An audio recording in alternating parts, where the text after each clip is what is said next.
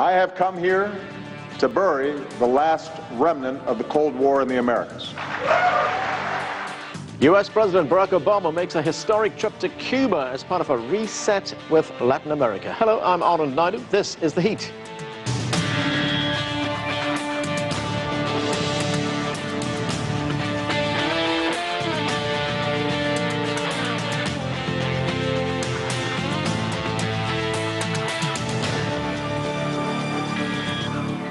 It's a week of firsts for US President Barack Obama. When he set foot on Cuban soil, he became the first sitting United States president to do so in 88 years. And at his next stop, Argentina, Obama will be the first to discuss bilateral relations there in nearly 2 decades. It's all part of a larger strategy to rebuild normal relations after long periods of estrangement with many Latin American countries. But so far, the thaw in relations with Cuba doesn't seem to have yielded much in the way of improved ties with the region. Later, we'll talk with several Latin America experts. Among our guests, the former Mexican ambassador to the United States. But we begin in Havana with CCTV's Michael Voss. And Michael, by any measure, this was a historic trip to Cuba by President Obama. But what substantively did he accomplish? Well, Armand, as you say, a historic visit. I think he got his message across, and I think that was an important part of this trip. On the last day, he gave a televised address shown live around Cuba in which he wanted to lay out his vision of the future. It was a fine line he was treading between getting a strong enough message on human rights and democracy to please a domestic audience in the United States, but at the same time not come across as some sort of arrogant outsider telling another country how to manage its own affairs. He called on Congress, for example, to lift the trade embargo, but then said Cuba wouldn't benefit from it unless there were economic changes here. He praised Cuba for its free health and education, saying he agreed those were human rights, and then went on to say he thought there were other universal human rights, such as the freedom of assembly, freedom of speech. So he did get his message across. There's been no major changes so far, but he is playing a long game here with Cuba, believing that through engagement and also through encouraging the private sector here in Cuba, that this will, down the road, help bring about change. Michael, put Obama's visit to Cuba and Argentina in context for us. How does it fit into the larger US strategy towards Latin America? Well, for decades, Cuba had completely ruined the US relationship with the rest of Latin America. Every single country in the region was critical of the United States' position on Cuba.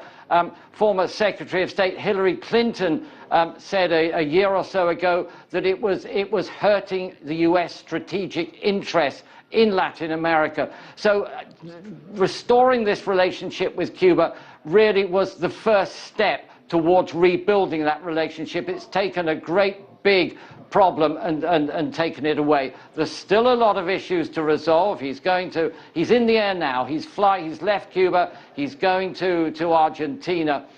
There, it's the 40th anniversary of the military coup there, of which many believe the US had a hand. These are going to be difficult issues. But by choosing Argentina, he's going to a country that was very much on the left, very really against free trade. The new president is moving away from that position, wants to rebuild bridges, and I think this is seen as a way of helping that. Thanks, Michael. That's CCTV's Michael Voss reporting from Havana. There is much to talk about with our panel, so let's get right to it. Joining us from Buenos Aires is the news editor of the Buenos Aires Herald, James Granger. With us here in Washington is Cynthia Arnson. She's the director of the Latin American program at the Wilson International Center for Scholars. Cristina Escobar is a Cuban journalist and commentator. She joins us from Havana, and with us from New York is Ambassador Arturo Sarucán, a Mexican diplomat. For more than 20 years, he served as his country's ambassador to the United States from 2007 to 2013. Thanks to all of you for joining us. Ambassador Sarucán, let me start with you. What did you make of the president's visit? We saw a lot of symbolism in it, but did both sides get what they wanted? Well, look, as in most diplomatic events, you need, in this case, tuta salsa. I think both the United States and Cuba are betting long. It's not going to happen quickly.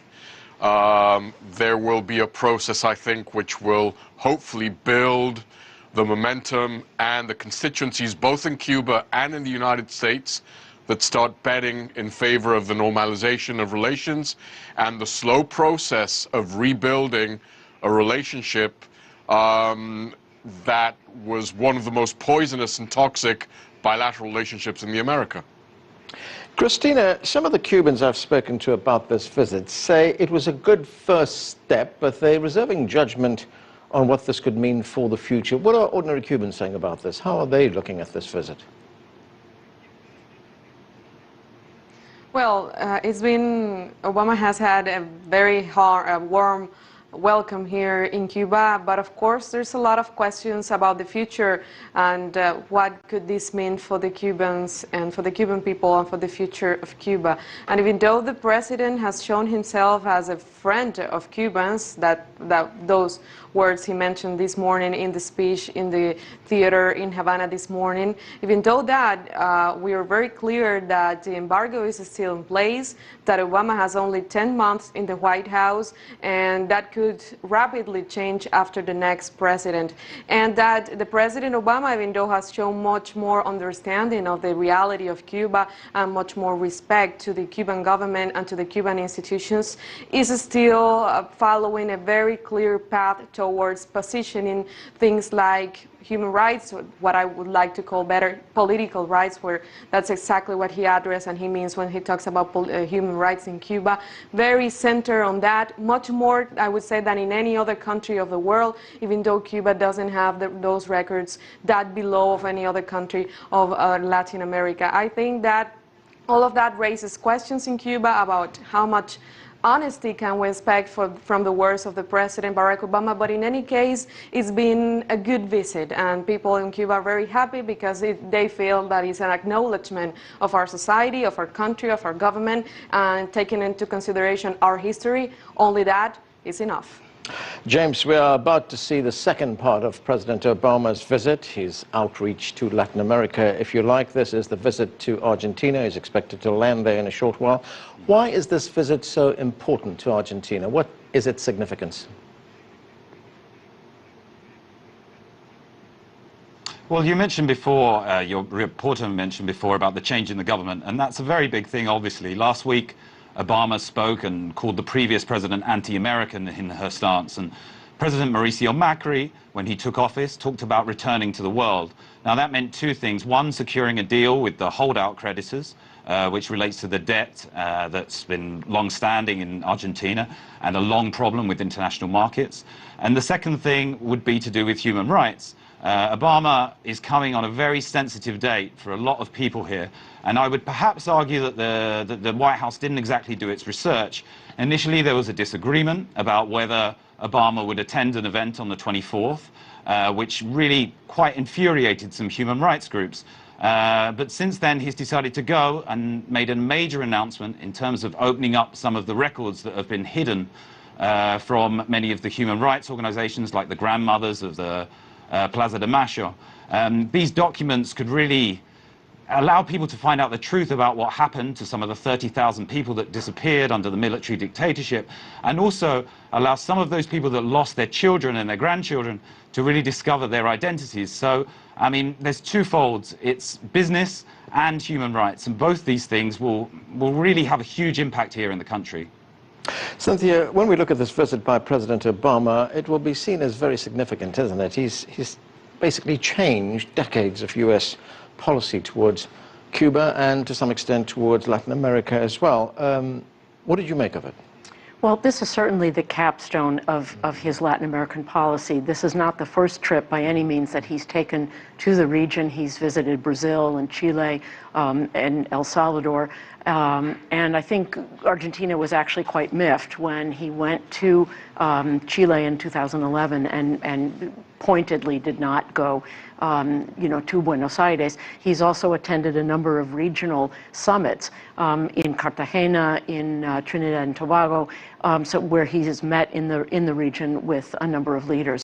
The opening of diplomatic relations with Cuba is by far boldest step that he has taken to really change the conversation about U.S. Latin American relations. As you pointed out and as others have said, it was a long-time irritant in U.S. relations with other countries of the hemisphere. They simply did not accept that U.S. policy would remain frozen in the past in the way it has. Right, and to what extent does the visit to Cuba pave the way for better relations with the region as a whole? I think the normalization that was announced back in December of 2014 has been widely applauded throughout the region, and this visit will obviously be seen as historic, that he did not only send his aides and his people in the State Department and the White House to go and negotiate bilaterally with the Cuban government, but that he himself took this bold step, of visiting the island and of reaching out directly to address the Cuban people. So I think that it will be an important part of his legacy, and as others have said, has taken away a very important irritant in the entire hemispheric relationship. Right, Ambassador Sarukhan, as we're aware, this is one of the last big foreign policy initiatives on the part of the Obama administration. The president's term has only got about 10 months to run. I want to read you something which Peter Hakeem, the president emeritus of the Inter-American Dialogue, said recently. He said that aside from the new relationship with Cuba, Obama's investment and accomplishments in the region have been modest.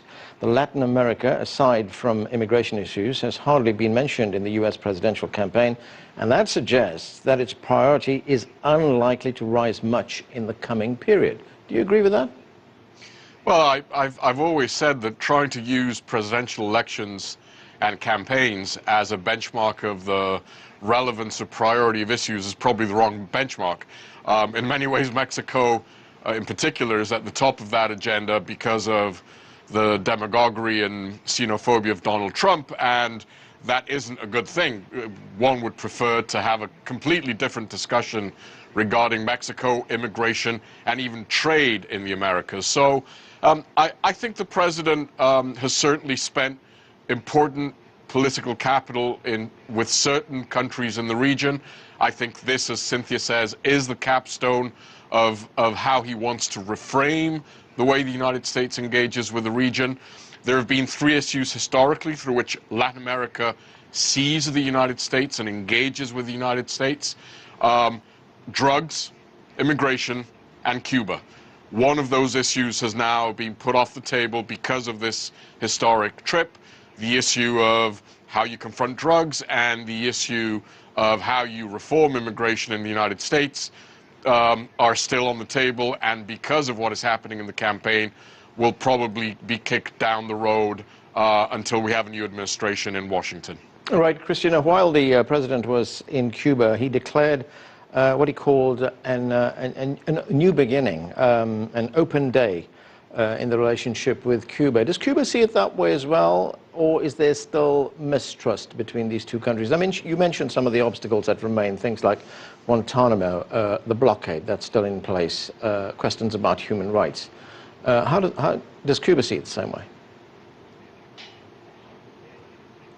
Well, I think there are a lot of obstacles still in the way, and I think that the speech of the President Obama is still a very exceptional discourse in the scenario of the American politics.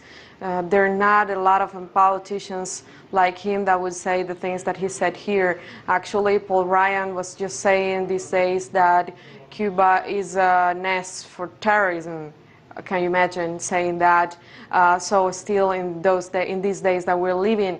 So what I'm trying to say is that the Cold War speech is not dead inside the U.S. So the president can say a lot of things here, but actually he has a lot of opposition inside the U.S. about his policy.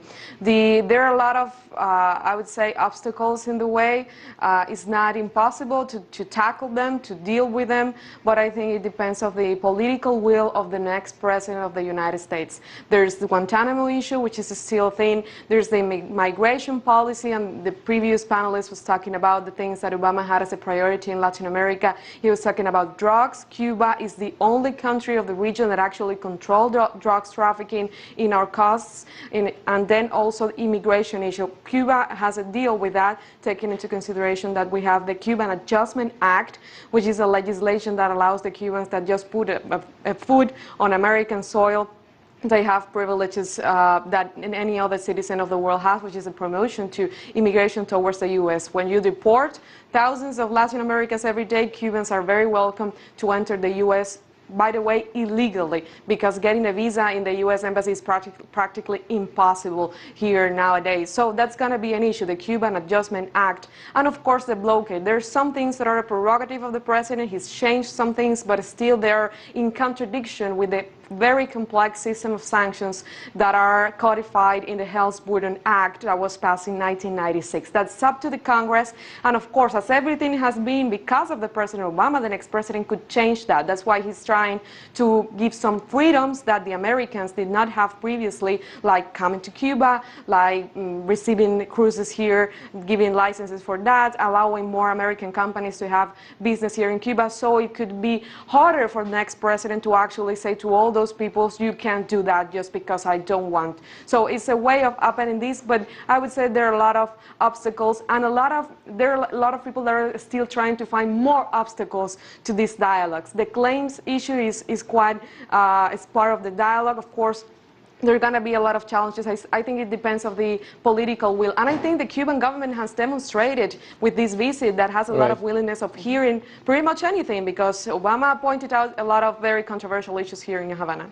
Okay, Cynthia, you want to say something? Sure. I wanted to just jump in and say that I disagree that the accomplishments have been relatively modest. I would certainly not make the argument that the immigration policy has been a success, anything but that. But I think that the president, it's just no longer possible to think of U.S. Latin American policy as a single entity. There are too many differences between countries, between subregions, and I think the Obama administration has actually done quite well in dealing with Mexico, in dealing with Central America, and improving, getting through a very budget-conscious Congress of a significant aid package to address root causes of violence and create opportunity. I think that there has been a hand of friendship extended to Brazil based on, during a very difficult time in its history. There have been trade agreements that were not necessarily the ones that candidate Obama had wanted. He has been a staunch supporter of the peace process in Colombia and has extended a great deal of political support, to that process. So I think that it's no longer the case that you can look for these sweeping initiatives like the Alliance for Progress or whatever, because the region is simply too diverse. The nature of the U.S. relationship with particular countries is too important to be lumped together. The Cuba policy is a reflection of that, and I think that there has been an important recognition of the diversity of Latin America and also the importance of their insertion with other powers, including China, and recognizing that the United States still has an important role to play. So I disagree with the early formulation. Okay, well, let me go to the visit to Argentina. Let me go back to James. James, Argentina has faced major economic challenges under Cristina Kirchner. Now, the new president is trying to steady that ship. To what extent will this visit by President Obama help him? Is this visit being seen essentially as an expression of confidence in Argentina after years in the economic wilderness? Yes, very much so. I think, as I mentioned slightly earlier before, the holdouts battle was a major issue and affected Argentina's access to international credit markets. Now, one of the major things that's coming with the president is hundreds of businessmen with him.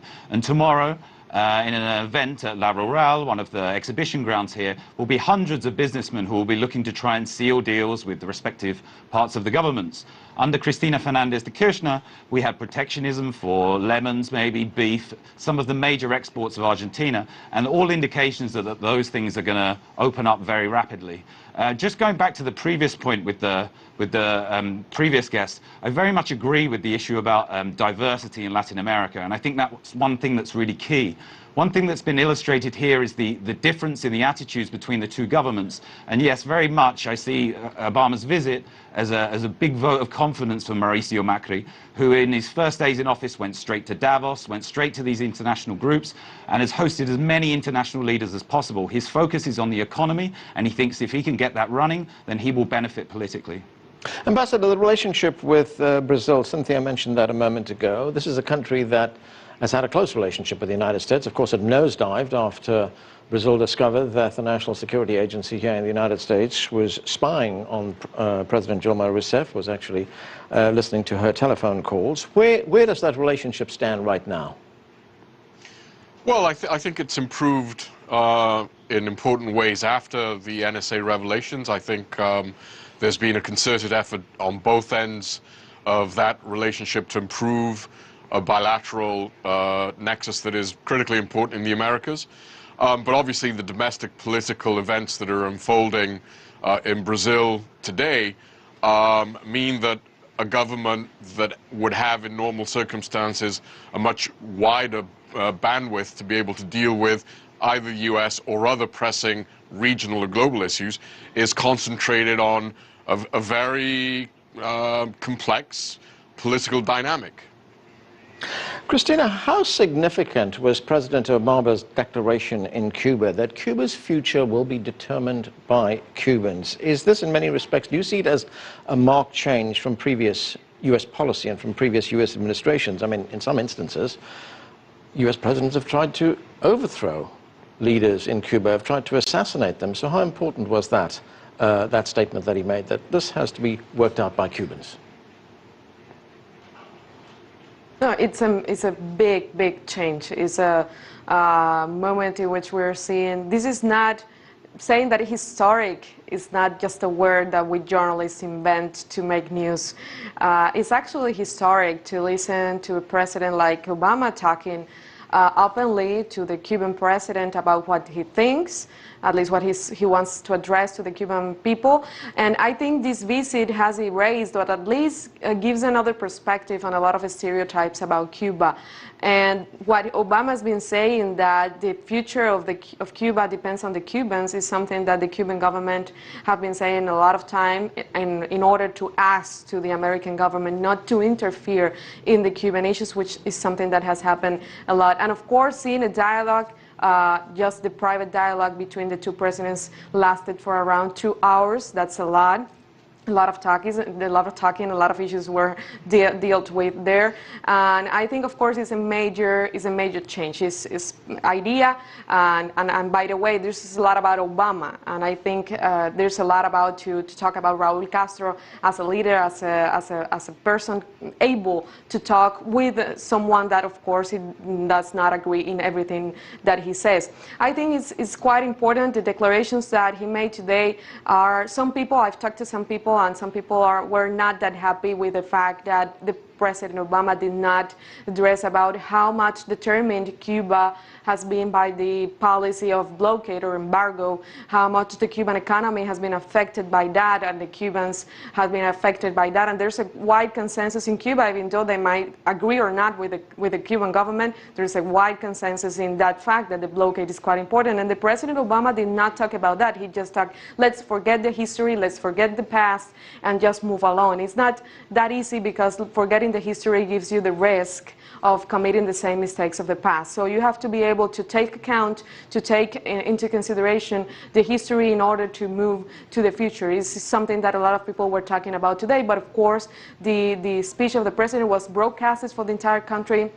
Openly, he talked to the Cuban people. He was able to do it. He was able to dialogue with the Cuban people, something he asked for several times, and he had the opportunity to do it. Right, Cynthia, let's look at some of the other countries in Latin America with which the United States has had a very difficult relationship. Venezuela, for one. Last year, in an interview, you said to the BBC that the United States has a desire, it wants to take, as you put it, take some of the venom out of the relationship. How's that gone?